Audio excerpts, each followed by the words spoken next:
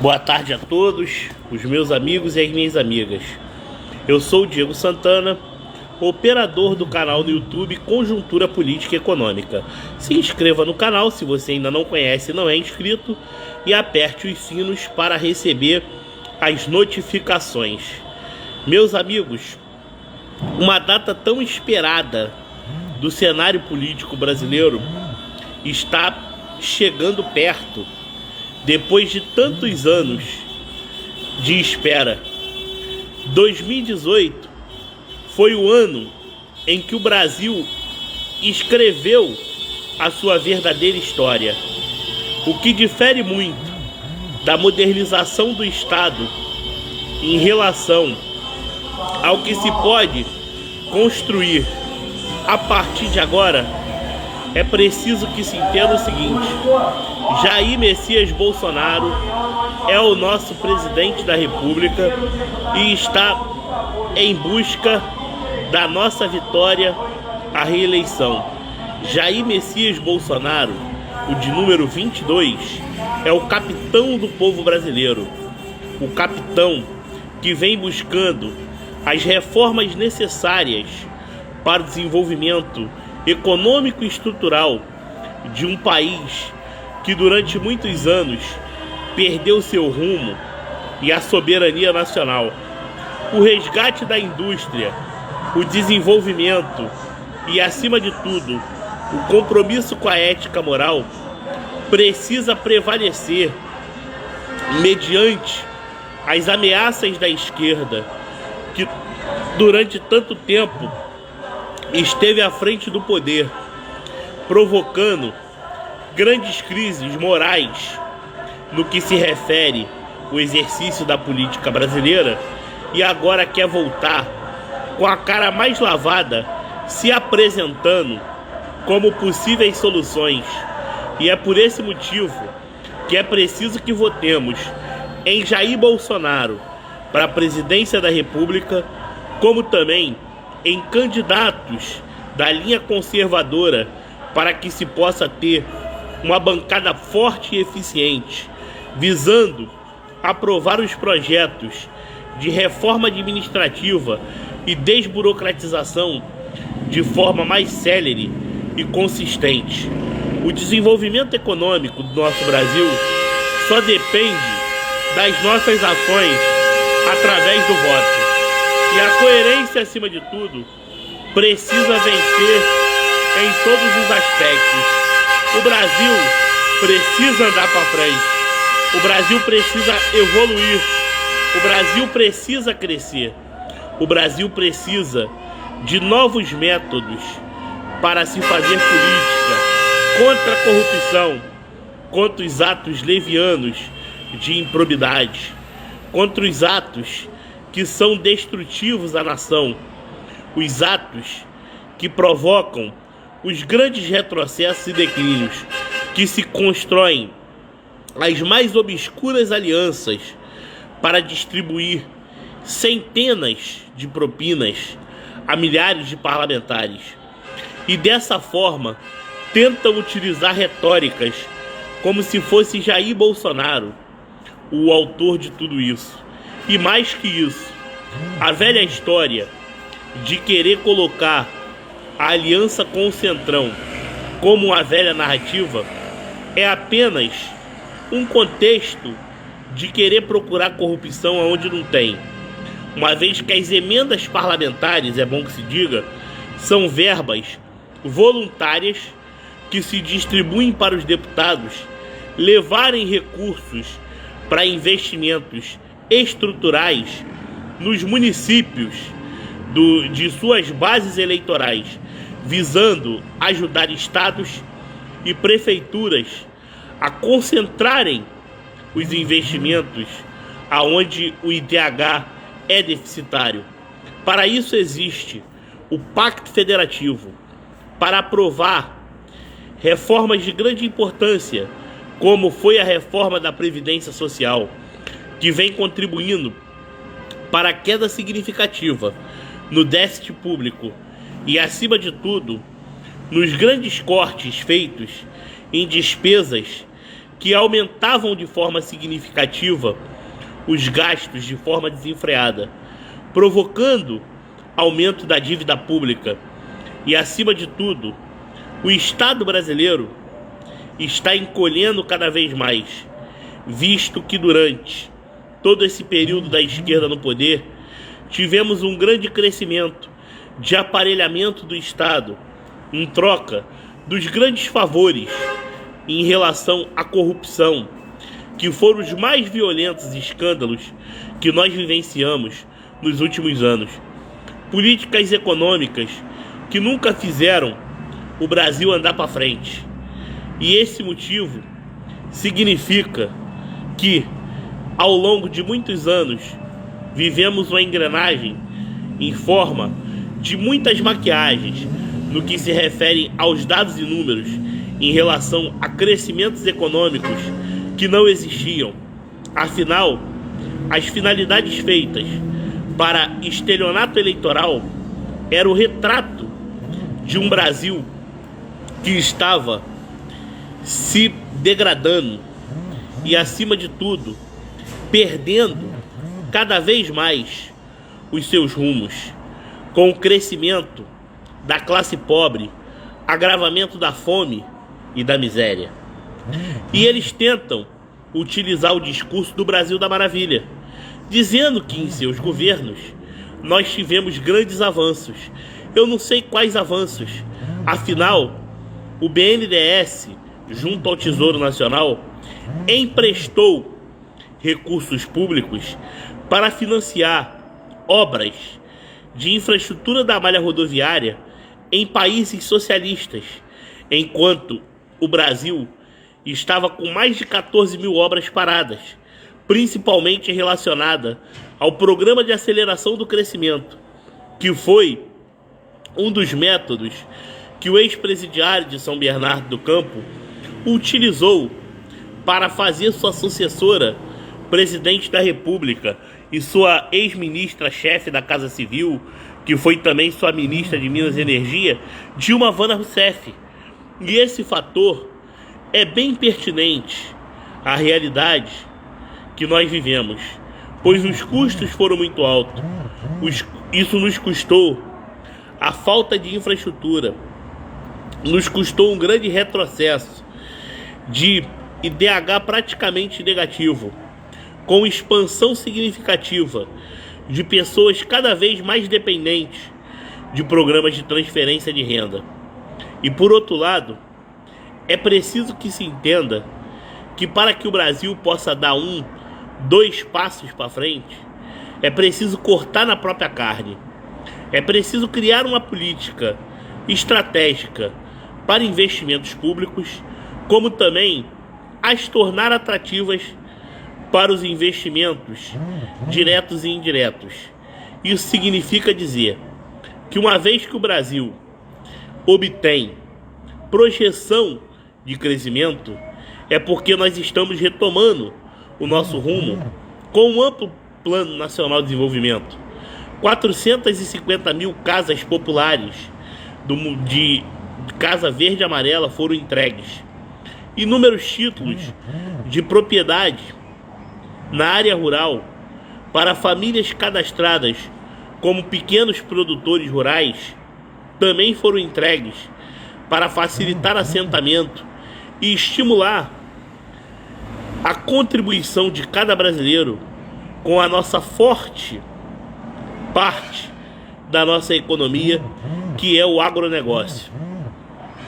Recordes foram batidos e, acima de tudo, grandes nações compram do Brasil produtos e commodities de grande valor, uma vez que matamos a fome de bilhões de pessoas em todo o mundo. E é por essa razão que nós batemos os recordes na exportação, graças ao grande trabalho da candidata a senadora por Mato Grosso do Sul e ex-ministra da Agricultura, Tereza Cristina, que muitos projetos que vinculam o investimento na propriedade, que estavam parados devido às barganhas do MST, foram tirados do papel: irrigação, eletrificação rural e, acima de tudo, entrega de grandes obras que facilitam o escoamento das produções até a área portuária. Por isso que foi retomado inúmeros quilômetros de BRs para que as estradas obtenham a estrutura adequada para movimentação de cargas até a área portuária, visando facilitar a circulação e maior eficiência na escala produtiva, o que é fundamental para que o preço de mercado esteja acessível, visando atender todas as demandas. Os períodos de inflação desenfreada, tão reclamados pela esquerda, são aqueles que defendiam o fique em casa. E a grande narrativa para desconstruir as razões elencadas por Jair Bolsonaro era falar que o mundo todo ficou em casa. Só que muitos se esquecem de falar que o mundo todo sofreu grandes colapsos econômicos. E esses colapsos causaram contas caríssimas para inúmeras nações que já estavam em débito com o Banco Mundial e sofreram de forma significativa, vendo seu PIB regredir, enquanto o PIB nacional brasileiro a cada vez evoluindo ainda mais, visando dar sustentação ao nosso desenvolvimento econômico e estrutural, para que o nosso país seja uma nação de grandes feitos, uma nação que tem rumo, uma nação que tem ética na política e que, acima de tudo, está longe das grandes legendas partidárias. O ex-presidiário, num período não muito distante, num dos mais recentes comícios feitos, disse que Jair Bolsonaro utiliza a bandeira do Brasil como forma de fazer política. Não. Defender a pátria é mostrar a sua própria identidade. Mostrar que você quer que o seu país tenha avanços de verdade. E não números citados, como muitos que ele fez nas inúmeras viagens que ele fez na França. E ele falava com tanto prazer em seu instituto, dizendo que ganhou prestígio com grandes estrangeiros, falando mal da nossa nação. E ele tem orgulho de ser organizador de um partido, enquanto Jair Bolsonaro, desde o primeiro motivo e do primeiro momento, declarou que seu partido é o Brasil. O que ele defende é a soberania nacional. Ele defende uma economia de mercado liberal, com menos Estado, privatizações, estratégia e eficiência, que é igual a juros mais baixos, teto de gastos, mais emprego e controle real da dívida pública, para que o orçamento seja investido da forma correta e, acima de tudo, que o Tesouro Nacional pare de arcar com a moratória de estados e municípios e dos juros de sua própria dívida pública. Esse Brasil que nós estamos buscando é um Brasil diferente, um Brasil de rumos, um Brasil de prosperidade, um Brasil que avança também na educação, com grandes reformas na qualidade do ensino, visando resgatar todas as disciplinas que foram tiradas durante o método Paulo Freire, com a nova Lei de Diretrizes e Bases de 1996 e, acima de tudo, com o resgate do ensino profissionalizante, para tornar a nossa mão de obra capaz de estar preparada para o Brasil do desenvolvimento.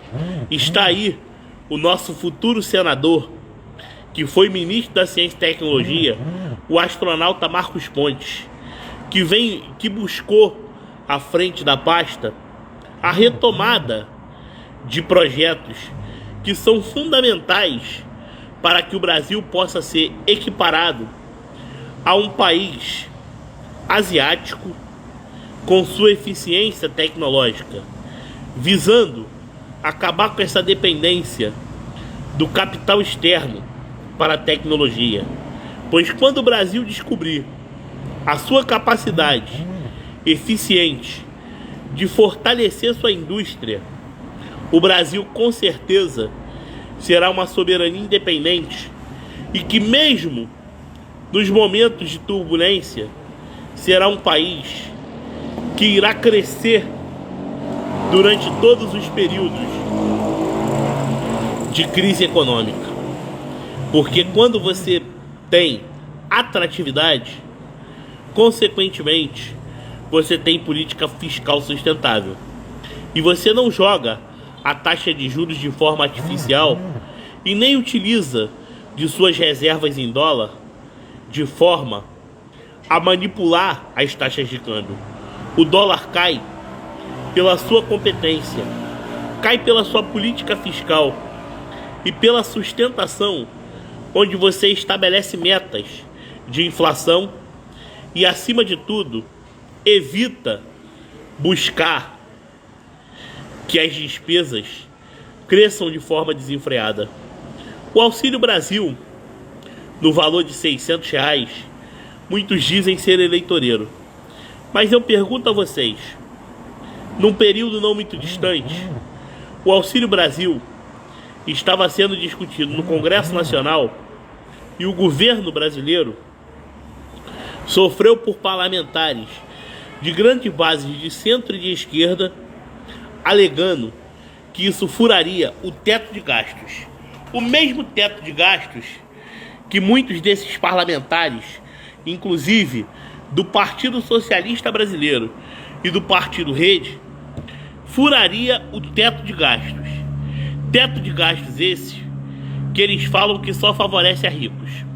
Mas eu pergunto a vocês, como que o teto de gastos só favorece a ricos, se visa que o Estado encolha para justamente ter recursos aonde colocar as fontes de receitas no local estratégico? Porque quando você tem meta de gastos, você com certeza capta mais recursos para investir nas partes de empreendimento que geram emprego e renda. Agora, quando você não tem controle de gastos, a única coisa que está se discutindo é o retrocesso do país, onde medidas muito de maldade terão que ser tomadas para pagar essa conta a longo prazo. E isso foi o que aconteceu em inúmeros governos que cometeram esse retrocesso, esses atos insanos contra a nossa economia. Por isso que a taxa de juros foi lá para as alturas, porque se fazia rolamento da dívida pública interna, porque o Estado brasileiro não estava aguentando mais, inchado, pagar despesa pública na proporção em que se aumentava em troca dos grandes apoios e dos loteamentos.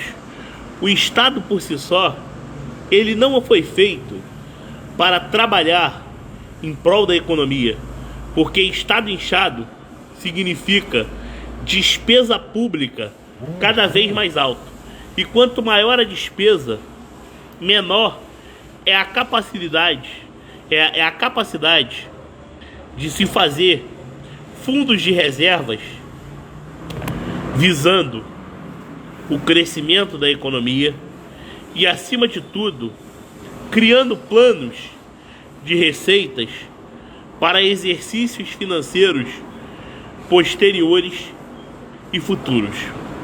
E é por essa razão que nós temos que ter essa devida consciência de que um governo que tem metas é um governo que tem rumo, um governo que não maquia dados, um governo que visa mostrar o problema para, acima de tudo, buscar as soluções de forma não imediata, porque não é possível, mas de forma sustentável. E é por esse motivo que você viu no Brasil algo que te parece tão surpreendente. Porque, na verdade, a esquerda prega o contrário: criar dificuldades para vender as facilidades, visando encenar números inexistentes. Se tantas pessoas saíram da pobreza, por que existem tantas pessoas passando fome? Bolsa Família nunca foi cortado, foi ampliado em Auxílio Brasil. O descontrole populacional, o crescimento demográfico e a favelização cada vez mais séria no país foi nesses governos socialistas. E isso se reflete o baixo crescimento, que é a falta de planejamento, a falta de atendimento à demanda. À medida em que você freia a atividade econômica, está estagnando a economia, provocando uma deflação de longo prazo. E a deflação, ela é recessiva. E uma vez sendo recessiva, aumenta as taxas de desemprego. O Brasil é um país rico, um país de grandes recursos, mas o dinheiro não nasce da mágica, como muitos pensam. Você subsidiar e controlar preços provoca desabastecimento, prateleiras vazias. E com isso, só Jesus na causa, como diz o dito popular. O nosso ministro da Economia, Paulo Guedes, ele sabe o que ele faz à medida em que ele tem propostas que são reformistas macroeconomicamente, para que o Brasil seja atrativo para parcerias comerciais e, acima de tudo, não colocar recursos na economia de forma desenfreada, sem saber das contas que se pagarão a longo prazo. O fomento econômico, ele vem a partir das condições que possa vir a ter um crescimento com planejamento contínuo e, acima de tudo, sem sangria aos cofres públicos. Por esse motivo, meus amigos e minhas amigas, o governo vem fazendo sua parte. Além de grandes entregas que aí vocês viram, como a conclusão da obra da transposição do Rio São Francisco, duplicação de mais de 10 mil quilômetros de rodovias, retomada da malha ferroviária e grandes multirões de construções de novas estradas vicinais que eram ligadas por estradas de terra para aproximar o pequeno produtor rural dos grandes centros urbanos, para que ele possa vender seus produtos nos pequenos mercados e feiras de suas regiões.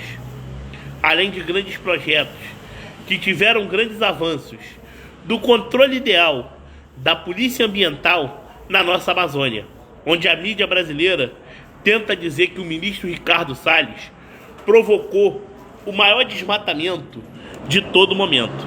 Vamos voltar um pequeno período no tempo. Vocês por acaso se recordam quando o senhor José Sarney era presidente do Senado Federal? Aonde que ele é dono? Do estado do Maranhão. E ele foi aliado do Lula, defensor da reforma agrária? Oi? Jade Barbalho, do MDB também, que inclusive no governo FHC foi acusado de dar um tombo financeiro na Sudã através do Banco Amazônia. Oi? Em qual governo? No governo do Fernando Henrique Cardoso, onde inclusive ele fez parte do escândalo do painel eletrônico, que ele deixava vazar informações na escolha para a presidência do Senado. É verdade, né, meus amigos? Isso ninguém lembra. Aí a corrupção tem nesse governo, esse governo que atrasou vacinas, esse governo que deixou a desejar na pandemia.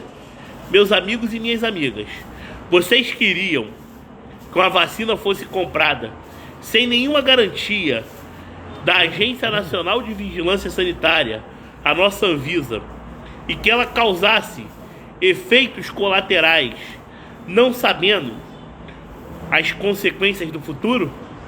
Aqueles que tanto querem ver o nosso presidente por baixo são os que mais iriam chamar de genocida caso ele assinasse o contrato. Ou melhor ainda, foi uma arapuca para ele cair em crime de responsabilidade e decair na improbidade administrativa, e o tão sonhado impeachment que a esquerda sonhava iria acontecer. E com isso o seu Rodrigo Maia iria articular para a esquerda voltar. Não é à toa que hoje ele está com Lula, galgando um cargo justamente no Ministério da Economia, o qual o ex-presidiário disse que dará para o senhor Geraldo Alckmin, que é seu candidato a vice, e há 4 anos atrás disse que o PT queria voltar à cena do crime. Aí eu pergunto, isso por um acaso não tem nenhum fator relevante na hora da escolha do nosso voto? Parece que não, né? Na mente de alguns brasileiros. Mas a longo prazo, nós já sabemos o resultado dessas uniões. Uniões essas até de antigos adversários, que falam que é em prol da democracia. Mas nós sabemos o que eles chamam de democracia e o quanto isso custa para uma nação.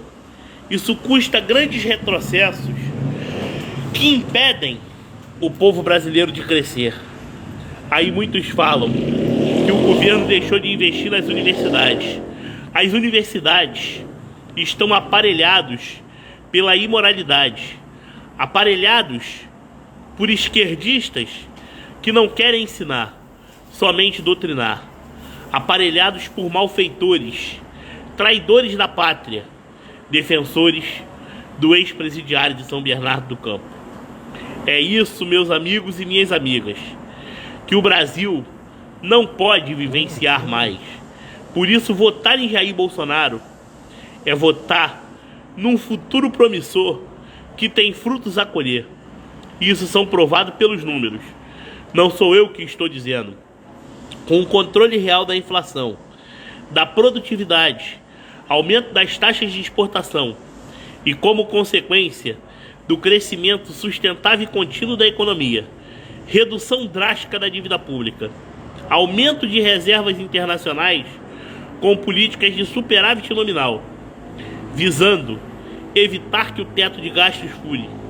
O teto de gastos é igual a crescimento econômico, controle dos juros e da inflação.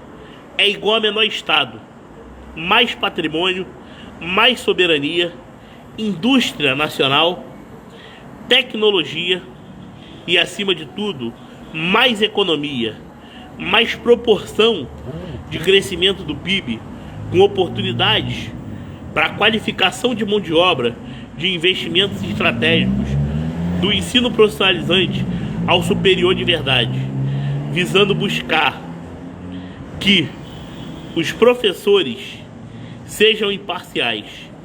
Não é que a escola ou qualquer instituição de ensino não tenha que ter senso e pensamento crítico, mas não pode haver tendência político-partidária na proporção que nós vimos nos últimos anos, que destroem a moral e a ética, destroem as proporções que o Estado foi feito para atender às demandas de caráter moral e social. E muito mais que isso, além de votar em Jair Bolsonaro, temos que eleger governadores que estejam alinhados pelo Pacto Federativo, que vão responder pela sua parte fiscal, de fazer com que o Tesouro não arque mais com débitos por eles criados, e não criar federalização da dívida, como bem disse o traidor da pátria chamado Wilson Witzel. E muito mais que isso, o desenvolvimento econômico do país são grandes parcerias, são obras de infraestrutura e metas sociais para evoluir o crescimento anual e contínuo, com obras devidamente concluídas e que, acima de tudo, elas sejam estratégicas para fortalecer o maior potencial de cada região, de norte a sul desse país, e investir pesado no planejamento evita a expansão do desordenamento e do regresso do índice de desenvolvimento humano. Por isso que existirá uma grande reforma tributária e, acima de tudo, diretrizes que discutirão a prioridade desse país. Governadores em alinhamento, peço a cada um de vocês que paguem seus débitos e, acima de tudo, não elevem os seus gastos com a corrupção. Estejam do lado para ajudar o presidente a fazer uma grande reforma nesse país. E por esse motivo, vamos votar em governadores que querem respeitar o Pacto Federativo, que não querem segregar e nem causar divisões, que querem buscar recursos para o bem comum e não, como fizeram na pandemia, de desviar na cara dura, e outros para conseguirem arcar com suas irresponsabilidades em relação à folha de pagamento, como fez o governador gaúcho Eduardo Leite, que tentou vir candidato a presidente, mas não teve sequer a capacidade de seguir em frente, por saber que não obtinha projeções de crescimento. Essas candidaturas laranjas de verdade, que não é o padre Kelman, Soraya Tronic, Simone Tebet, já se mostraram que são corredores do ex-presidiário de São Bernardo do Campo. Então, meus amigos, nós, o povo brasileiro patriota, que quer que o Brasil tenha relação com as grandes nações do mundo, visando acabar com a dependência externa e, acima de tudo, não empurrar recursos de forma irresponsável, nós temos que ter um sistema político de governabilidade e de fidelidade, não de meras coalizões, pois quando peitamos, somos chamados de ditadores e fascistas. E quando ao menos o governo se alia de forma pragmática, sem distribuir propina, tentam inventar propinas aonde não tem. Mas a coerência de Jair Bolsonaro diz tudo.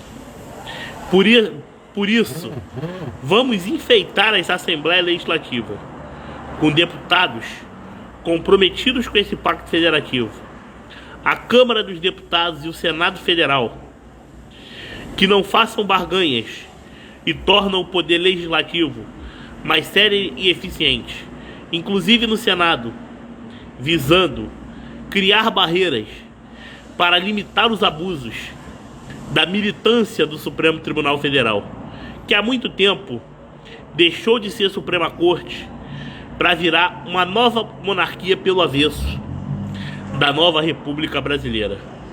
Queremos um Brasil descentralizado.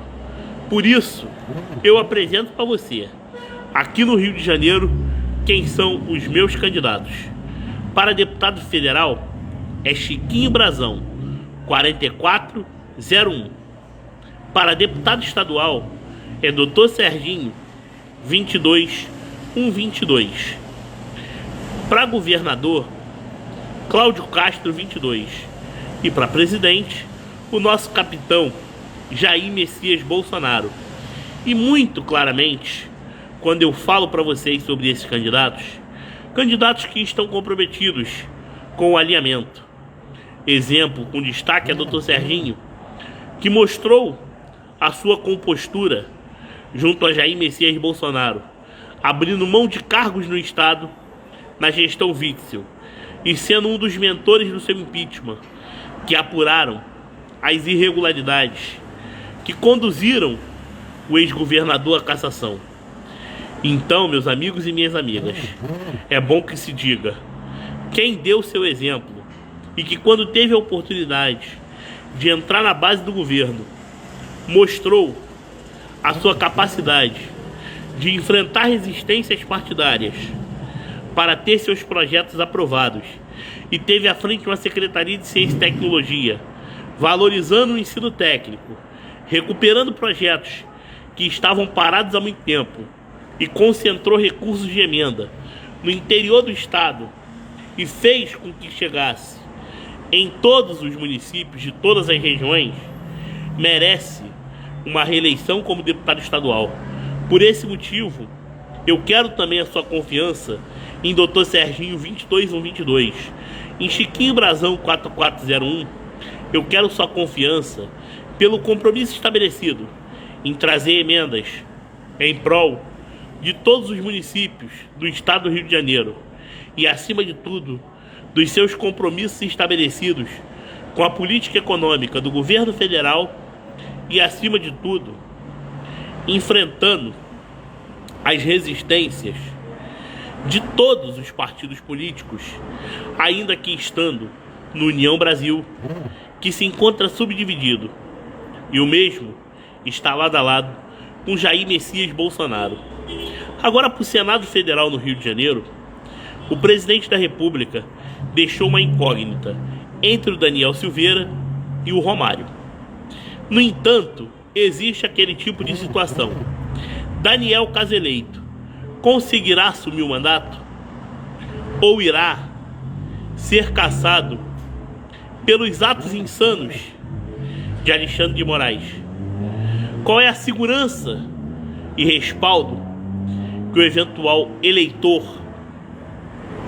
do Daniel Silveira possa vir a ter nesse contexto? Seria uma boa? Seria ótimo.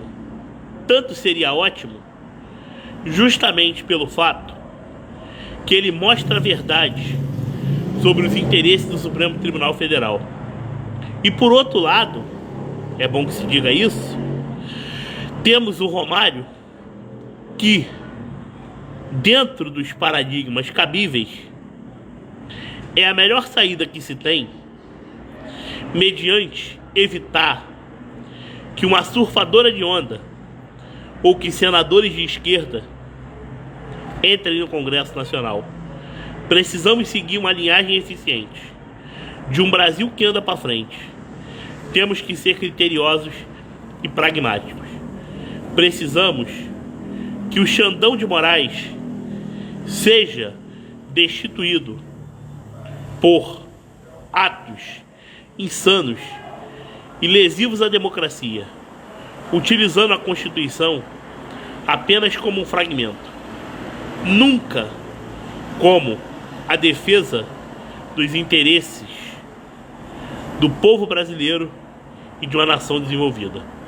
Um grande abraço a todos, fiquem com Deus, vamos nos falando e estamos sempre dispostos a fazer a diferença por um Brasil que prospera, um Brasil que cresce, um Brasil que se desenvolve, um Brasil que eleva a sua capacidade de investimento, um Brasil do planejamento, o Brasil de Paulo Guedes, o Brasil de Braga Neto, o Brasil de Jair Bolsonaro.